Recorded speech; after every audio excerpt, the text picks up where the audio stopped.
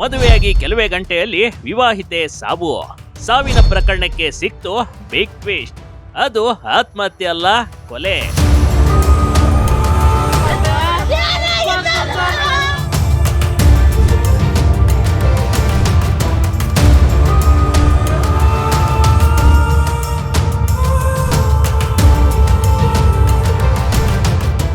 ಹೌದು, ಇತ್ತೀಚೆಗೆ ಚಿತ್ರದುರ್ಗದಲ್ಲಿ ನವವಿವಾಹಿತೆ ಮದುವೆಯಾದ ಕೆಲವೇ ಗಂಟೆಗಳಲ್ಲಿ ಸಾವನ್ನಪ್ಪಿದ್ಲು ಅಂತ ಸುದ್ದಿಯನ್ನ ನಿಮ್ಮ ಬಿಗ್ ಟಿವಿ ಕರ್ನಾಟಕ ಮಾಡಿತ್ತು ಕಣ್ರಿ. ಆದ್ರೆ ಮದುವೆಯಾದ ಕೆಲವೇ ಗಂಟೆಯಲ್ಲಿ ನವವಿವಾಹತೆ ಆತ್ಮಹತ್ಯೆ ಮಾಡಿಕೊಂಡಿರುವ ವಿಚಾರ ಸಾಕಷ್ಟು ಗೊಂದಲದ ಗೂಡಾಗಿತ್ತು. ಬಹಳಷ್ಟು ಜನರು ಸಾವಿನ ಬಗ್ಗೆ ಶಂಕೆ ವ್ಯಕ್ತಪಡಿಸಿದ್ರು. ಆದ್ರೀಗ ಮದುಮಗಳ ಸಾವಿನ ಹಿಂದಿನ ರಹಸ್ಯ ಬಯಲಾಗಿದೆ. ಅದು ಸಾವಲ್ಲ, ಕೊಲೆ ಅನ್ನೋದು ಸಾಬೀತಾಗಿದೆ.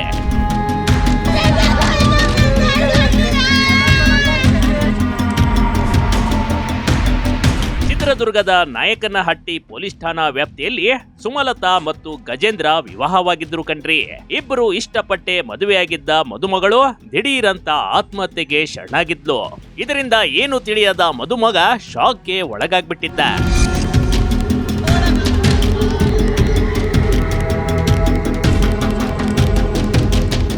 ಮದುವೆಯ ಮೊದಲ ರಾತ್ರಿ ಸಂಭ್ರಮದಲ್ಲಿದ್ದ ದಂಪತಿಗಳ ಬಾಳಲ್ಲಿ ಬೇರೆದ್ದೇ ಆಟ ನಡೆದಿತ್ತು ಕಣ್ರಿ. ಆದ್ರೀಗ ತನಿಖೆಯ ನಂತರ ಎಲ್ಲ ಸತ್ಯಾಸತ್ಯತೆಗಳು ಆಚೆ ಬಿದ್ದಿವೆ.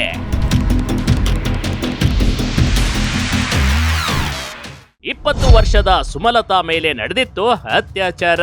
ಗಂಡನ ಸ್ನೇಹಿತರಿಂದಲೇ ಮೊದಲ ರಾತ್ರಿ ಬಲಾತ್ಕಾರ. 20 ವರ್ಷದ ಸುಮಲತಾ ಆ ದಿನ ಮದುವೆಯಾದ ಖುಷಿಯಲ್ಲಿದ್ಲು ಕಣ್ರಿ.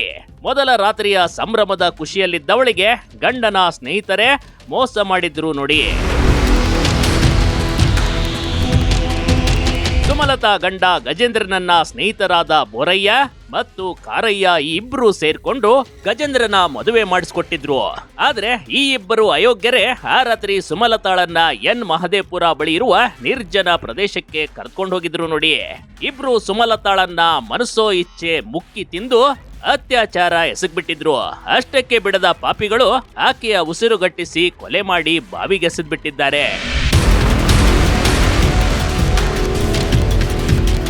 ಸಿಪಿಐ ಹನುಮಂತಪ್ಪ ಶಿರೇಹಳ್ಳಿ ನೇತೃತ್ವದಲ್ಲಿ ಪೊಲೀಸರ ತಂಡ ತ್ವರಿತಗತಿಯಲ್ಲಿ ತನಿಖೆ ಮಾಡಿ ಆರೋಪಿಗಳನ್ನ ಪತ್ತೆ ಹಚ್ಚಿದ್ದಾರೆ.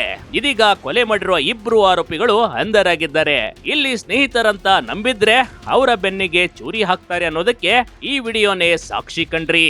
Big TV Karnataka, Chitradurga.